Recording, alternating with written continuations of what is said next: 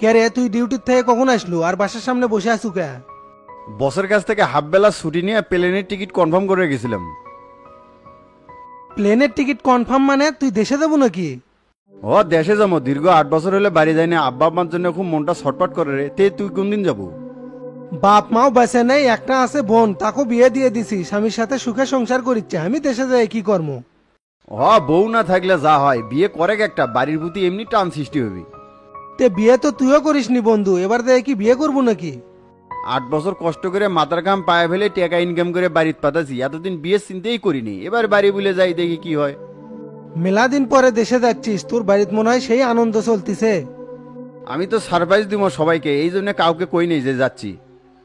তাহলে তো সেই মজা হবি, হঠাৎ করে তোকে দেখে সবাই আনন্দে আত্মহারা হয়ে যাবি। তে ছুটি কয়দিনের লিলু?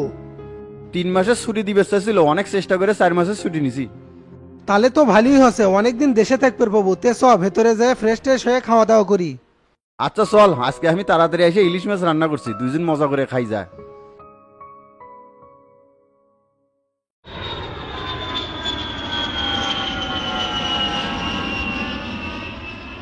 মেলা দিন পর দেশে যাচ্ছি, ব্যাপারটা ভাবতেই খুব ভালো লাগিচ্ছে। রিজিকের টানে যতই দূর দেশে থাকি না কেন, মাতৃভূমির প্রতি ভালোবাসা সবকিছুর ঊর্ধ্বে। এবার গ্রামে যায় অনেক ঘুরে বেড়ামো, বন্ধু বান্ধবের সাথে নদীত মাছ মারবো, নৌকা চালামো, সেই মজা হবি।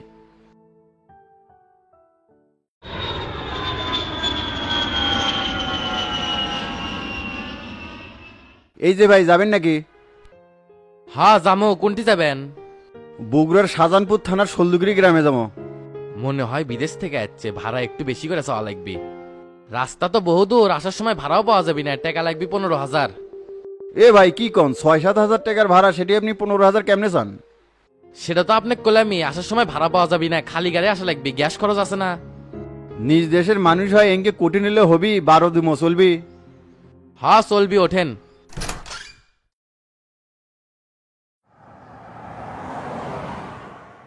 তে ভাই বিদেশ থেকে এলেন নাকি? কোন দেশে থাকেন? মালয়েশিয়া থাকি, দীর্ঘ 8 বছর পর বাড়িতে যাচ্ছি। কোন কি 8 বছর হলে বিদেশ আসিলেন? কেমনে থাকেন ভাই? আমি তো পরিবার ছাড়া একদিনও থাকা পারি না। সবাই কি সবকিছু পারে নাকি? আল্লাহ কোথায় কখন কার রিজিক লেগে রাখছে কেউ বলতে পারে না। এটা আপনি ঠিকই করছেন, কার রিজেক কুটি আছে সেটা আল্লাহই ভালো জানে। দেশ তো দেখিচ্ছি মেলা পরিবর্তন হয়ে গেছে, রাস্তাগুলো সেই সুন্দর করছে। এই দেশের আর উন্নয়ন ভাই হওয়ার মধ্যে খালি রাস্তাগুলোই হচ্ছে। কে ভাই মনোতে এত হতাশা কে? কোনো কষ্টে আছেন নাকি? কষ্টের কথা আর কি কমো ভাই, আগে সারাদিন গাড়ি চালায় চাঁদা দিতাম 200 টাকা। সরকার পরিবর্তন হওয়ার পর ভাবলাম আর কোনো চাঁদা দেওয়া লাগবে না, সব টাকা বাড়িতে লিয়ে যায় পারমো। কিন্তু এখন দেখেছি তার উল্টা, 3-4 জায়গা 700-800 টাকা চাঁদা দেওয়া লাগে। সারাদিন গাড়ি চালায় যায় ইনকাম করি, চাঁদা দিতে শেষ হয়ে যায়, বাড়ির বেশি নিয়ে যায় পারি না। এই দেশের পরিবর্তন আর কেমনে হবি ভাই? আগেই তো ভালো আছিলাম। কি কোন ভাই, তাহলে তো পরিবহন সেক্টরে হরিলুট লেগে গেছে। খালি পরিবহন সেক্টরে কে, দেশের সব জায়গাতে এখন খাও খাওয়া রাজনীতি সৃষ্টি হচ্ছে। দেশে আসলেন তো সবই দেখে পারবেন। গ্রাম অঞ্চলে আরো করুণ অবস্থা, রাজনীতি গ্রামীণ পরিবেশ ধ্বংস করে দিছে। তাহলে তো দেখিচ্ছি সেই খারাপ অবস্থা, এই জাতির ভাগ্য কেমনে পরিবর্তন হবি? এই অবাগা জাতির পাশে আল্লাহ ছাড়া কেউ নাই। যারাই ক্ষমতায় আসে দেশটাকে ডাইনিং টেবিল মনে করে খেয়া দেয়া চলে যায়। এইদিকে জনগণ প্লেট বাটি গুছানে আবার রান্না বসায় অন্যজনে খিলেনার জন্যে। এইভাবেই চলতিছে ভাই এই জাতির ভাগ্যচক্র। দোষ তো আমাদেরই, এদেরকে আবার ভোট দিয়ে ক্ষমতায় বসাই। উপায় নাই যে, চারিদিকে খালি টাউট বাটপাট দিয়ে ভরা, ভোট কাক দিবেন? ঠিকই করছেন ভাই। আমরা তো আপনার গ্রামে চলে যাচ্ছি, কোন বাড়ি আপনাদের? ওই যে সামনে স্কুলের মাঠের পশ্চিম পাশে একটা দোতলা বাড়ি দেখিচ্ছি না, ওটাই আমাদের বাড়ি। ও আচ্ছা, তাহলে বামে গাড়ি সাইড করি।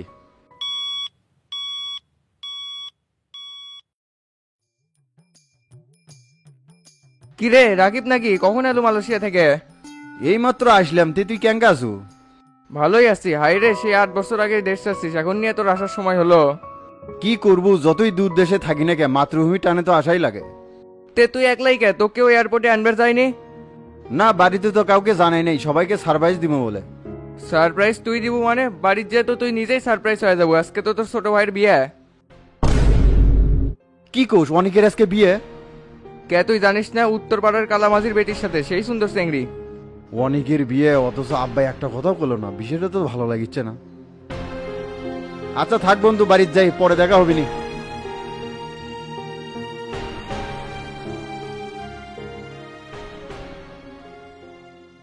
ভাবছিলাম বাড়িতে এসে সবাইকে সারপ্রাইজ দিব, উল্টো দেখিচ্ছি আমি সারপ্রাইজ হয়ে গেলাম। 8 বছর পর দেশে আসলাম, বাড়ির কারো মুখে কোনো হাসি দেখলাম না। আমাকে দেখে মনে হচ্ছে কেউ খুশি হয় নাই। আমার থুয়ে ছোট ভাইয়ের বিয়ে করেছে, অথচ সেটাও আমি জানি না। কেরে বাবা রাকিব, কিছু না কয় হঠাৎ করে কুমার দেশে চলে আসলো, কোনো সমস্যা হচ্ছে নাকি? না আব্বা, কোনো সমস্যা হয় নাই, তোমাকে দেখতে মন চললো তাই হঠাৎ করে চলে এলাম। ও আচ্ছা, তে আবার কোন দিন যাবো? হাই রে বাপ, আমার বাড়িতে আসতে না আসতেই যাওয়ার বেসাল তুলছে। কিছুদিন থেকে আবার চলে যাবো আব্বা। এখন না এসে তো আরো কিছুদিন পরে আসবে পারলু নি, এদিকে আরো কত লেনা দেনা বাকি আছে। লেনা দেনা বাকি থাকবি কৃষক, 20 লাখ টাকা না গত মাসেই পাঠালাম সেটা পরিশোধ করার জন্য। সেই টাকা দিয়ে তো ঋণ পরিশোধ করিনি, 1 বছর সময় নিছি। 1 বছর সময় নিয়েছেন, তাহলে যেগুলো পাঠাচ্ছি ওই টাকা কি করছেন? রাস্তার পাশে একখান জমি পাইছিলাম খুবই লক্কা দামে, সেটাই কিনে ফেলাছি। টাকা তো শোধ করাই যাবে, কিন্তু জমি কেনার সুযোগ কি সব সময় আসে? এত কিছু হয়ে গেছে, একটা কথাও আমার জানানোর প্রয়োজন মনে করলেন না, তাই দলিল কার নামে করছেন? তোর ছোট ভাই অনেকের নামে, বেঁচে থাকতে থাকতে তো আর একটা ভবিষ্যৎ করে দিয়ে যাওয়া লাগবে।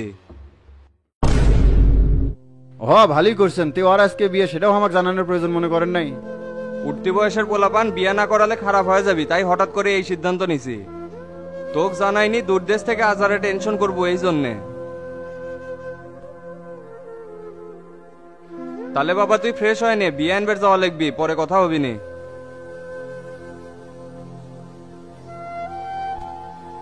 হাই রে, আমি পরিবারের বড় বেটা, আমার বিয়ে চিন্তা না করে ছোট বেটাক বিয়ে করাচ্ছে। আমার টাকা দিয়ে জমি কিনে ছোট ভাইক লেগে দিছে। কাদের জন্য আমি এত কষ্ট করে টাকা পাঠালাম বিদেশ থেকে? কিরে বাবা, কাপড় চোপড় এখনো খুলিসনি, ফ্রেশ হয়নি?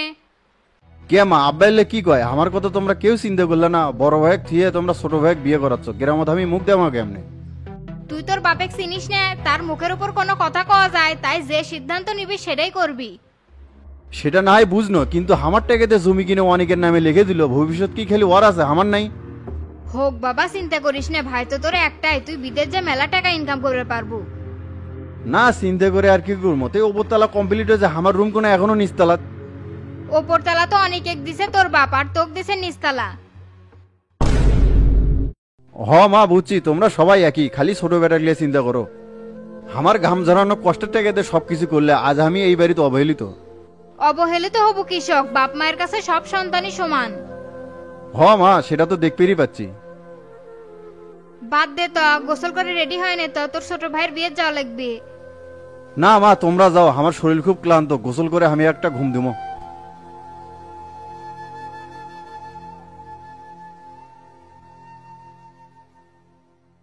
কি ব্যাপার, আমি সেই কখন থেকে রেডি হয়ে বসে আছি, তোমরা কি বিয়ে যাবে না?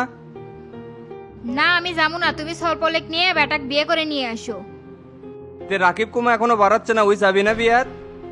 ওর শরীর বলে ক্লান্ত, ওই তো যাবার চাচ্ছে না। ওল্লা ভাক্কা করে লাভ নাই, মিসেই দেশে চলে যাচ্ছে। তোমার বেটা কয়ে দিবে আরো 5 বছর বিদেশ থাকা লাগবে, এদিকে আরো মেলা কিছু করা বাকি আছে। এলে কথা থাও তো, বিয়ে আগে শেষ হোক, তারপর করলেই হবে নি। তুমি ওর ঘরের যাইয়া রেডি করে নিয়ে যাও, সলটার মনও ভালো হবে নি। আচ্ছা ঠিক আছে, যাচ্ছি।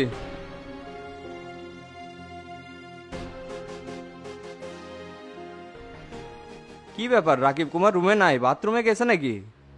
কিরে বাবা, কোনটি তুই, বাথরুমের নাকি? কে রে, কোনো সারা শব্দ পাচ্ছি না কুমা, বাথরুমে যায় দেখি তো।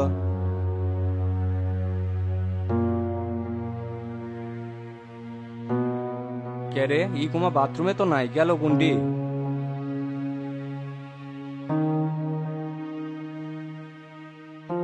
কে রে, এই রুমে তো নাই। কম্পিউটারে তোলে কি লেখা দেখি তো।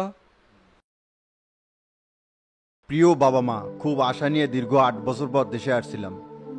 ভাবছিলাম একটা বিয়ে করে পরিবারের সবাইকে নিয়ে সুখে শান্তিতে বসবাস করব। কিন্তু এখানে তো আমার জন্য কিছুই রাখা নাই, তোমরা অন্য কারো সুখের আয়োজন করে রাখছো। বিশ্বাস করো বাবা, বিদেশে এতদিন যত টাকা পয়সা কামাই করছি সব তোমাদের কাছে পাঠাচ্ছি, নিজের কাছে কিছুই রাখি নাই। তোমাদের কাছে যে আমি টাকার মেশিন আছিলাম এটা কোনোদিনও বুঝতে পারি নাই। আজ আমি বাড়ি ছেড়ে চলে যাচ্ছি, কিন্তু বিশ্বাস করো আমার খুব খারাপ লাগতেছে, তোমাদের সাথে আমার আর কোনোদিন দেখা হবে না। দুচোখ যেদিকে যায় আমি সেদিকে চলে গেলাম, আর আমার সবকিছু তোমরা অনেককে দিয়ে দিও। তোমরা ভালো থেকো বাবা।